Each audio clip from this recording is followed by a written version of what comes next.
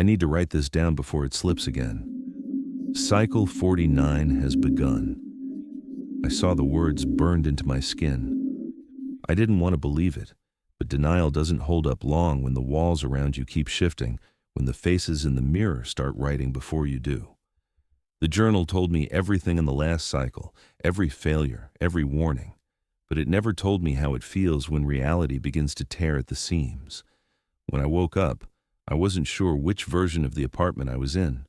The reverse one with its bleeding walls and watchers pressed to the glass, or my own, messy kitchen, half-empty fridge, Pixel asleep on the arm of the sofa. For a moment I let myself believe it was the second one, normal, real. But then the hum of the refrigerator dragged too long, like a note held past breath, and when I opened the fridge, the food inside wasn't mine. A carton of milk stamped with a date 10 years ago, leftovers in containers I didn't own. Pixel lifted her head from the sofa and looked at me, but her eyes seemed to glint with a reflection I couldn't trace. I blinked, and she was normal again, tail flicking like she'd been dreaming. I almost laughed. Almost. But then I turned toward the bathroom and saw the mirror door frame, shattered still, as if it had followed me from the other place. I told myself not to touch it, not to even go near. But the problem is, the rules don't matter once the world itself starts bending. The more I walked through the apartment, the more rooms I found that shouldn't exist. A narrow hallway that curved back into the kitchen, a second bedroom where the wallpaper peeled to reveal photographs nailed straight into the plaster. I pulled one down. It was me, sleeping, in a bed I'd never owned.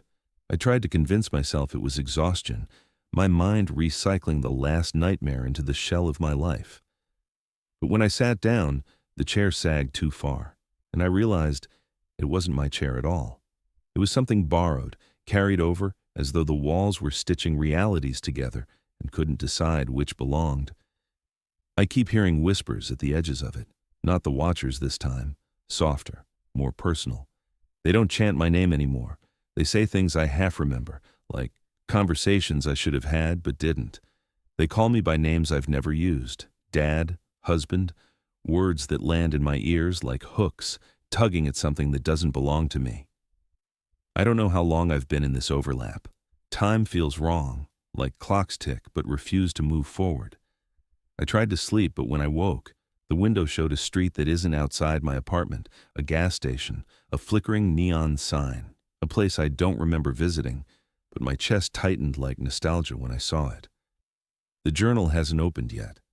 It lies flat on the table, pulsing sometimes, like a heartbeat waiting to sync with mine.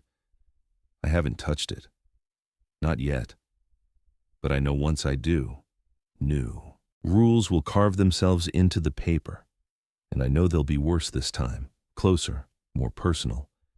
I can't keep track anymore of what's mine. My keys open doors I don't recognize. My phone lights up with messages from numbers I've never saved. Some of them are from people calling me by another name entirely. Some are from me. Different handwriting, different tone, but mine all the same. Pixel follows me room to room, as if she knows the walls are lying. But sometimes she sits in a doorway and won't come when I call. Sometimes I hear her meow from behind me while she's still in front of me. Last night I woke up to her paw pressing against my chest like she was trying to hold me down, her eyes fixed on the ceiling. I looked up. There was nothing there. Nothing I could see, anyway. I keep telling myself this is just the aftermath of learning the truth, that every cycle is mine, every failure my own. Maybe this is what it looks like when a brain fractures under too much weight. Maybe I'm just finally breaking. But part of me thinks it's the opposite, that I'm not breaking at all, that I'm remembering. And the thing about memory is, it doesn't care what belongs to you and what doesn't. It just floods in, claiming space, rewriting as it pleases. If Cycle 49 really has begun, then maybe this is what the start feels like. Not rules on paper. Not watchers in the dark. Just a slow collapse of boundaries. A war over what is real and what is not. I don't know how much longer I can hold on to myself. I don't even know which self is the one worth holding on to. But I know one thing.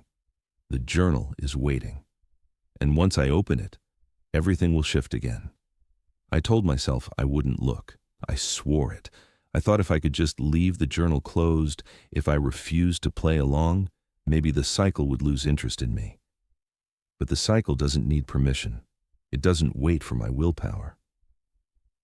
The journal opened on its own. The sound was unmistakable, a slow, dragging shuffle of paper in an empty room, like someone standing over my shoulder, flipping through the pages one by one. When I turned, it was open on the table. The spine cracked wider than before, the edges of the pages curling inward like skin shrinking from heat. And then came the bleeding.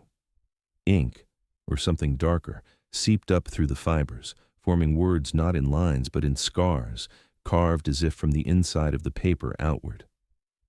I should have walked away. I didn't.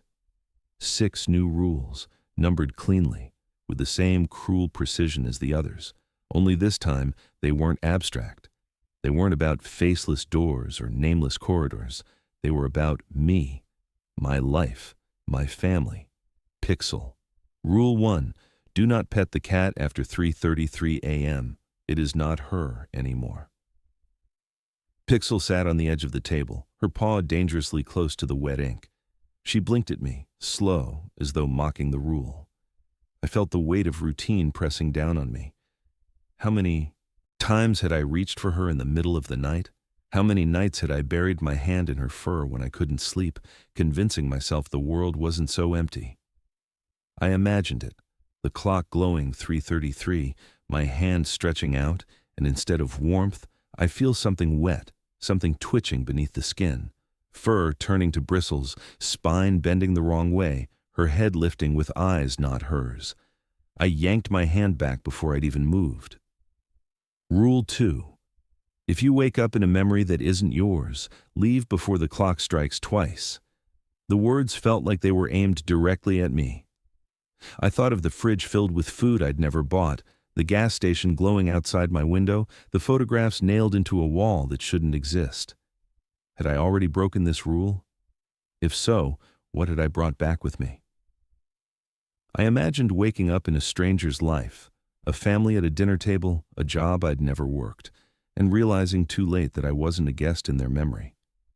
I was a replacement, and the moment the clock struck twice, I'd be locked in forever, living out someone else's story while they rotted inside mine.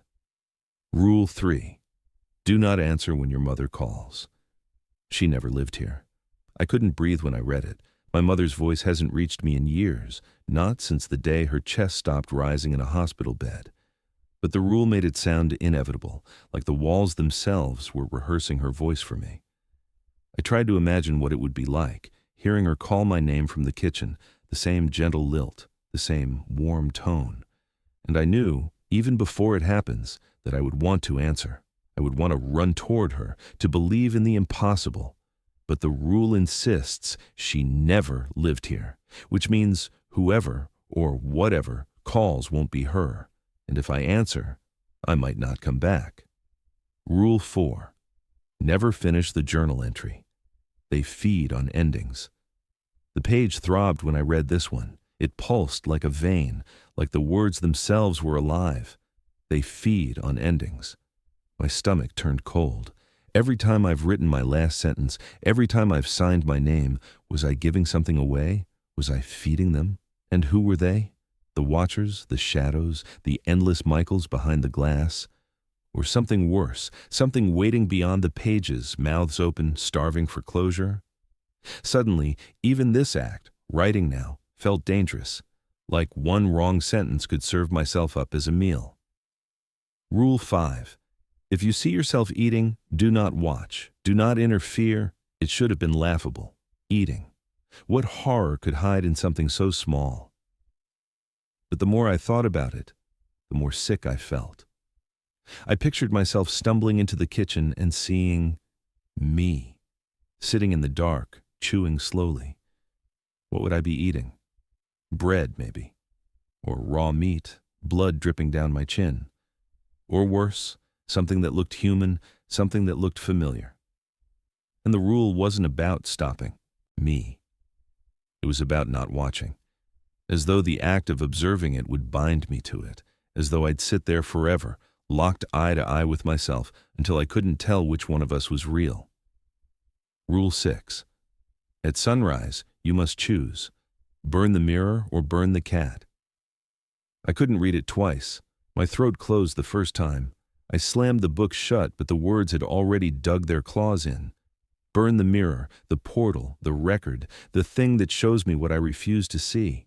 Or burn Pixel, my anchor, my companion, the only living soul who's been constant through every fracture. The cycle wasn't giving me rules anymore. It was giving me ultimatums. And it wasn't interested in survival. It was interested in cruelty. The air thickened as I pushed the journal away.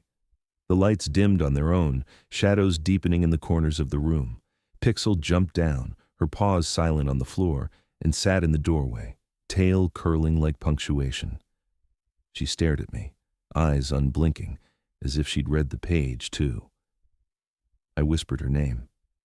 She didn't move, didn't blink. I don't know why, but for a moment I swore she was waiting for the clock to reach that cursed minute, waiting for me to reach out like I always did, waiting to prove the words true. The clock ticked once, twice. Each sound carried too long, echoing in the stillness, and I realized then what the rules were doing. They weren't instructions. They weren't even warnings. They were stories, stories written for me to follow, and the more I followed, the deeper I sank. I wanted to destroy the journal, to burn it right there. But I remembered Rule 4. Never finish the journal entry. They feed on endings. What if burning the book counted as an ending? What if the act itself gave them what they wanted? I left it on the table, closed but breathing, as though the paper itself inhaled and exhaled. I tried not to think of what sunrise would demand. I tried not to look at Pixel, still frozen in the doorway. But my eyes kept drifting back, and in that silence, I felt it, the weight of 6 rules heavier than all the rest, pressing down not on the world around me but on me, directly, personally, my cat, my memories, my blood, my voice. The cycle wasn't playing with shadows anymore. It was playing with me. I didn't remember lying down. I didn't remember closing my eyes. Yet when I opened them, I knew instantly something was wrong. The air was heavy but warm, carrying the faint smell of coffee and buttered toast. Sounds drifted in from somewhere close, the soft scrape of cutlery, the bubbling laugh of a child. For a few fragile seconds I wanted to believe. The ceiling above me wasn't mine, white paint peeling slightly around a spinning fan. I blinked, expecting the familiar water stains of my apartment. They weren't there. I sat up slowly, feeling sheets that smelled of lavender, not the detergent I'd used for years. Too soft, too foreign. My heart skipped, but my body betrayed me, sinking into the comfort of it. And then I saw her. A woman lay beside me, her dark hair fanned across the pillow, her face serene, breathing steady.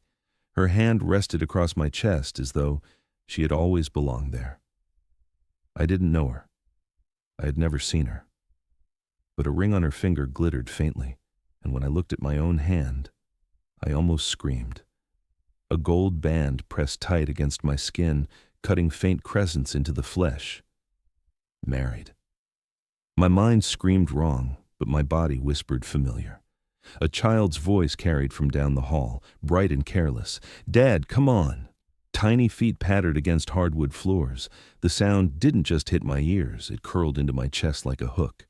My body moved before my brain caught up. I swung my legs over the bed, stood, followed, every muscle moving with instinct I shouldn't have. The hallway was lined with photographs. My throat closed as I saw them. Frame after frame nailed directly into the wall. Me, the woman, and a boy with wide eyes the same shade as mine. In one photo, I was holding him on my shoulders at a park. In another, we stood smiling in front of a house, the house I was in.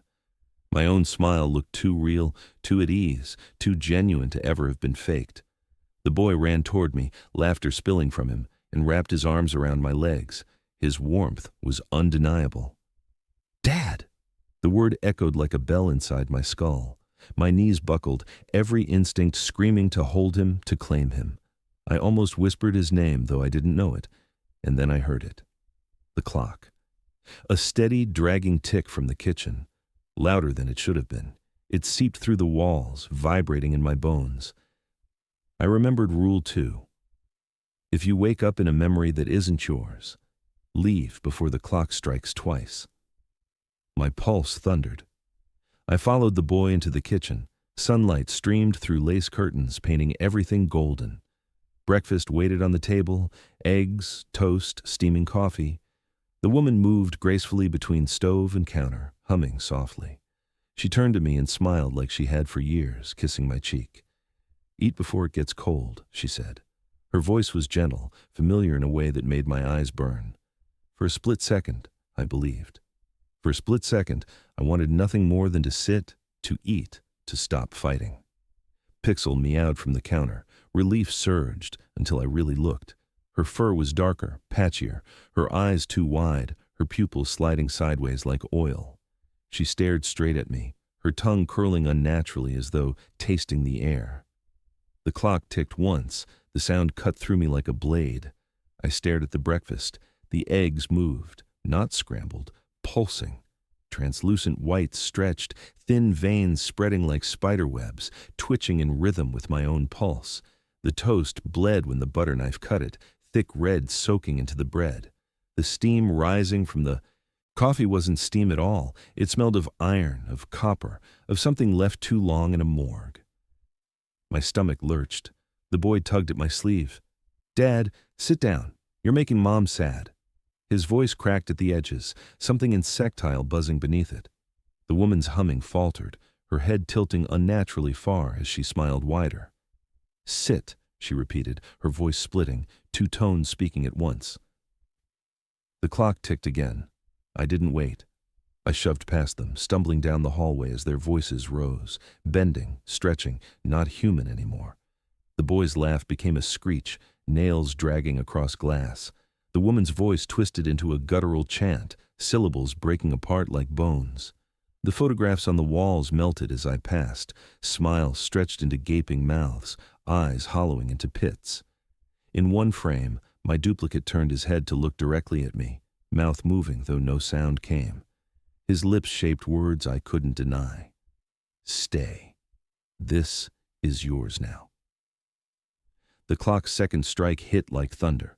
The house quaked. Shadows bled across the walls, spilling from the photos, reaching for me like claws. I grabbed the doorknob, wrenched it open, and threw myself through. The air screamed. The hallway, the family, the golden light, all shattered like glass under pressure, shards dissolving into black. My body convulsed as if I'd been pulled through water, lungs empty, eyes burning. Then silence. I collapsed onto the floor of my apartment, my real apartment. The smell of mold and stale air replaced lavender. The fridge hummed in its broken rhythm. My hands shook uncontrollably as I stared at them, still bare, no ring, no warmth. Pixel sat in the corner, grooming herself as though none of it had happened. But when she glanced up, her eyes lingered too long. For a moment, I thought they were still sideways. On the table, the journal was open. Rule 2 was underlined in fresh, wet ink. Letters pulsed faintly, glowing red in the dim light. If you wake up in a memory that isn't yours, leave before the clock strikes twice. I had left just in time. A second slower, and I would have been gone. The thought shook me harder than anything else, because in those few moments I wanted to stay. I wanted the lie. I wanted the warmth of a family that was never mine. And maybe that's the real danger. Not the shadows, not the watchers, not the blood or the mirrors. The danger is the temptation of something I've always wanted, but was never meant to have. The false morning lingers even now. When I close my eyes, I still hear the boys' laughter echoing. Sometimes I think I smell lavender on my sheets. Sometimes I swear I feel the weight of that gold band pressing against my finger. I escaped, but part of me didn't want to. And maybe the cycle knows that. Maybe it's counting on it. I didn't plan to test the rule. I swore to myself I wouldn't. But the truth is, it wasn't me testing it. It was The rule testing me. From the moment I read it in the journal, it lived in my head, echoing through every hour until the clock's numbers began to crawl toward the forbidden time. Do not pet the cat after 3:33 a.m. It is not her anymore. I sat on the couch, the room silent except for the faint uneven hum of the fridge and the slow pulse of the clock. 3:18. My chest ached from holding my breath. I told myself I'd look away when it got close, that I'd turn my back, close my eyes, pretend the rule didn't exist. But pretending never works. The harder you try to ignore, the louder it becomes. Pixel curled on the chair across from me, grooming herself lazily. Her little body moved in the rhythm I'd known for years. The sound of her tongue rasping against her fur should have comforted me, but instead, it hollowed me out. Because I knew with every lick, every flick of her tail, that she was counting down to something. 3:25. The air thickened. My ears popped like the pressure had shifted. The shadows in the corners of the room seemed deeper, stretched longer, like black paint bleeding into the walls. Pixel froze mid-motion, paw raised. She stared at me without blinking. 3:30. My palms were slick with sweat. I dug my nails into them, grounding myself, trying not to tremble. Her eyes glowed faintly in the dimness, a glimmer I'd never seen before. Not green, not soft, but edged in red, like someone had carved fire into her pupils. By 3:32, the air itself began to hum, a vibration low and steady, rattling in my chest, my teeth, the bones of the room. The fridge fell silent. The hum of the street outside stopped. Even my own breath sounded muffled, swallowed. And in that silence, Pixel straightened. 3:33. The moment the digits changed, she moved. Her body rose higher, spine stretching too far, legs too precise. She sat perfectly still, perfectly symmetrical, a silhouette sharper than it should have been. Her tail curled tightly around her paws, and her ears twitched like antennae. She didn't blink. She just watched. The rule screamed in my head, it is not her anymore. I told myself not to acknowledge it, not to move, not to give whatever had taken her shape the satisfaction, but she leapt from the chair with a grace that bent reality, paws hitting the carpet without a sound, not even the faint thud of her weight. She padded forward slowly, deliberately, each step measured like a ritual. When she reached me, she didn't stop at my feet. She climbed onto the couch, settled beside me, and pressed her body against my leg. Heat radiated through my jeans, real, tangible, but beneath it I swore I felt crawling, a subtle writhing under her skin, like her fur barely contained what was inside. And then she purred. The sound was wrong. It wasn't the soft rumble I knew, the comfort that once lulled me to sleep. This was deeper, hollow, vibrating the furniture, the walls, my ribs. It was layered, Pixel's purr beneath something else, a voice. Not words exactly, but the cadence of speech, a whisper laced in the vibration. I leaned in against every instinct, and for a moment I thought I understood. It was my name. She pressed her head against my hand, nudging gently, like she wanted me to pet her. The urge hit hard, muscle memory begging to reach down, to stroke the soft fur that had comforted me for years. But the rule screamed louder, warning that the thing beneath her fur was not my cat.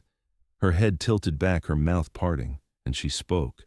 Not Pixel's meow, not even the distorted purr, but my mother's voice. Gentle, trembling, the exact tone I heard the night she died in the hospital. "Michael," it said, breaking me from the inside out. My throat clenched. Tears burned my eyes before I even realized they were falling. The journal hadn't prepared me for this. It hadn't warned me how cruel the cycle would become. Because this wasn't just Pixel turning into something else. This was it, using what I loved most against me. My hand twitched, reaching, aching to touch her, to believe. The clock ticked once. The sound jolted me like an electric shock. I yanked my hand back just before it brushed her fur. Pixel froze, her body stiffening. Her mouth stretched wider, far wider than it should, splitting ear to ear. Rows of thin, needle-sharp teeth glistened in the glow of the clock. Her tongue slithered like something reptilian, too long, curling out between those teeth. Her eyes stretched sideways, pupils splitting like cracks in glass.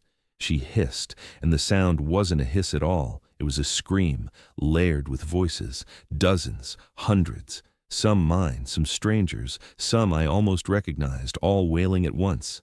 The sound shook the windows, rattled the frames. The walls bled shadows, black veins crawling outward from her paws, staining the carpet, reaching toward me. The air stank of iron, of burning hair, of something old and rotting. The journal on the table slammed open, pages flapping violently as though something inside was clawing to get out. I stumbled back, crashing into the arm of the couch. Pixel, or what wore her shape, stood tall, her body elongating, spine bending wrong, too many joints moving at once.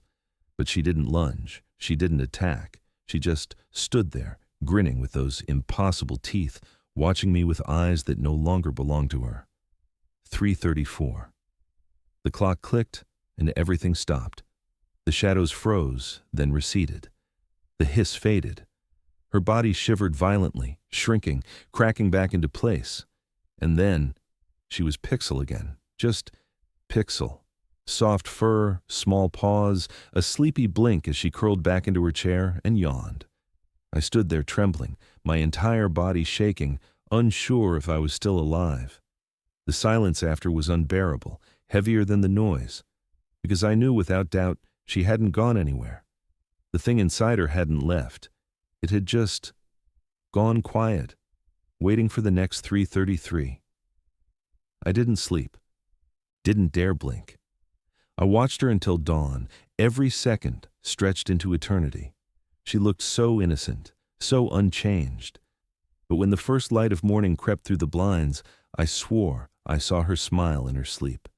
The rule wasn't just a warning, it was a death sentence waiting to be carried out. After 3:33, Pixel's not Pixel, and I don't know if she ever really comes back. Dawn crept in, slow, reluctant, as though the world itself didn't want to face what had happened in the dark. The blinds leaked pale light across the floor, slicing through shadows that still seemed thicker than they should have been. Pixel lay curled in her chair, purring softly, like nothing had shifted at 3:33. But I knew better. I'd watched her stretch into something else. I'd heard her mouth pour out my mother's voice. I'd seen the teeth, and I knew she wasn't just a cat anymore. The journal was still on the table, its pages splayed open to Rule 6. I read it a dozen times, each word burning hotter in my skull. At sunrise, burn the mirror or burn the cat. One of them won't survive the day. I wanted to laugh, to throw the book across the room, to refuse. But the rules weren't suggestions, they weren't riddles, they were truths, and ignoring them only twisted the cycle tighter. I'd learned that much. I stared at Pixel, then at the bathroom door. Behind it, the mirror waited. It had already shown me too much, reflections that weren't mine, movements lagging half a second behind, words written in steam I hadn't exhaled. Sometimes when I brushed my teeth, my reflection smiled before I did. Sometimes I swore I saw a second figure standing behind me, just out of focus. Pixel's ear twitched in her sleep, the tiniest movement, but it made me flinch, because I didn't know anymore if it was her or if she was just the mask for something wearing her skin. The thought of burning her, the only creature that had tethered me to something resembling love in this nightmare, made bile rise in my throat. But the mirror, breaking it wouldn't be enough. The rule was clear. Fire. Destruction. I stood, pacing. My hands shook so badly I could barely light the cigarette I'd been saving. The smoke did nothing to calm me. If anything, it made the air heavier, more oppressive. The journal's ink pulsed faintly, as if the words themselves were alive, urging me toward a decision. The sun climbed higher. The light on the floor shifted, creeping closer to Pixel's chair. Her body stirred, eyes blinking open, catching the light like polished glass. She meowed softly, stretching in that familiar, harmless way that once made me smile. But I didn't move. I didn't trust it. Because in her eyes, for a fraction of a second, I saw the sideways pupils again. Burn the mirror or burn the cat. My chest tightened. My mind raced. If I chose wrong, what would happen? Would the cycle reset? Would I die? Would the thing inside Pixel take me instead? Thought about the false family, the boy calling me dad, the lavender sheets. The cycle already knew how to tempt me. How long until Pixel wasn't just a vessel but a weapon? I forced myself into the bathroom. The mirror loomed on the wall, its surface rippling faintly like disturbed water. My own face stared back, pale, drawn, broken. But behind me, in the reflection, Pixel sat in the doorway, though when I turned, the chair in the living room was empty. "Choose," the reflection whispered, lips moving before mine. I stumbled back, my fists clenched. I grabbed the lighter, flicked it, flame trembling in my hand. The mirror pulsed, shadows writhing across its surface like veins. My reflection leaned closer, smiling too wide. "You won't survive without me," it said. Pixel hissed, low and guttural, her body warping in the reflection, spine arched, mouth splitting into rows of teeth. In the real doorway, she only sat quietly, tail wrapped around her paws, watching. But the mirror told the truth beneath the mask. The flame wavered. My mind screamed to burn it, to end the torment. But my heart twisted as I looked at her small body, at the years she'd been the only warmth in the cold spaces of my life. If the journal was right, I couldn't save them both. One had to burn. Tears blurred my vision. I pressed the flame to the edge of the journal page, desperate for clarity. The paper caught, curling black, smoke rising. The words writhed in the fire, glowing red one last time before vanishing into ash. And then the house roared. The mirror bulged outward, glass stretching like skin, something pressing from the other side. A hand, my hand, slammed against it, fingers clawing, leaving streaks of blood. The reflection mouthed words I couldn't hear, but I understood anyway. "You are choosing wrong." Pixel's hiss rose to a scream. Her body convulsed, twitching, eyes rolling back until they were all white. Shadows bled from her fur, spilling across the tiles. The mirror cracked, fissures spreading, shards falling with a sound like bone snapping. I screamed and hurled the lighter at the mirror. Fire burst across its surface, flames racing through the veins of shadow. The reflection shrieked, splitting into 1,000 twisted versions of me, all writhing as the glass buckled and collapsed inward. The fire consumed them, devouring the darkness until nothing but molten shards remained. Pixel collapsed in the doorway, body twitching. For a second, I thought I'd killed her. My knees gave out. But then she stirred, coughing weakly, fur singed but intact. Her eyes opened, green again, truly hers. She blinked at me, soft, confused, as though waking from a long sleep. The bathroom stank of burned flesh and ozone. The mirror was gone, reduced to jagged metal and dripping glass. But the journal was ash too, its warning silenced. I crawled to Pixel, pulling her into my arms, tears soaking her fur. She purred weakly, fragile but real this. Time, no voices layered beneath. For the first time in days, I felt a sliver of relief. But relief never lasts in the cycle, because as the last shard of glass cooled, I saw something etched faintly on its surface, words burned in, waiting for me to read. "You chose wrong. The cat was never yours." I wanted to believe it was over. I told myself the fire had worked, that destroying the mirror had broken something inside the cycle. Pixel was still here, her body warm against me, chest rising and falling with every breath. Her fur smelled faintly of smoke, but underneath it I caught the familiar scent I'd buried my face in so many nights before. Comfort, home, innocence. For a fleeting heartbeat I let myself believe I had saved her, that I had saved both of us. But the illusion cracked before the relief could settle, because the shard of mirror on the floor caught the light of dawn and whispered a message that shredded what little hope I had left. "You chose wrong. The cat was never yours." The words didn't echo in the air. They carved themselves straight into my skull, bypassing sound. I staggered, nearly dropping her. My throat locked, bile burning the back of my mouth. I wanted to deny it, to say it was just a trick, just another hallucination, but my hands trembled as though the message had been seared into my nerves. Pixel shifted in my lap, stretching delicately, a soft meow rumbling in her throat. It was the same sound that once soothed me, the sound that had filled empty nights with something resembling love. But now, every note vibrated with suspicion. Every vibration of her chest felt like it might hide another voice beneath, waiting for the clock to strike the wrong time. I set her down gently, almost fearfully. My eyes drifted to the bathroom door. Behind it, the mirror should have been gone. Ashes, fragments, nothing left. But a presence still pressed at me from that direction, like the room remembered its shape even if the glass was gone. My skin prickled, gooseflesh crawling up my arms. And then I saw them, the words searing themselves into the wallpaper above the couch, glowing faintly like fresh scars. The mirror is a door. The cat is the key. One of them always survives the day. One of them never should. I froze. The letters sizzled with invisible heat before fading, leaving the plaster unburned but somehow thinner, as if the walls themselves had grown brittle. Pixel sat upright now, her tail curled neatly, her green eyes locked on the spot where the message had been. For a second she looked almost regal, too deliberate, too aware. Her purr stopped mid-rumble, cut clean off, and the silence that followed pressed harder than sound. My chest tightened until every breath was a knife. I stumbled forward, grabbing the largest shard of glass from the floor, desperate for answers. But the shard didn't show me the room. It showed something else. Me. Kneeling on the floor, cradling Pixel's lifeless body, my face a mask of hollow grief. I dropped it instantly, but the image had already branded itself behind my eyes.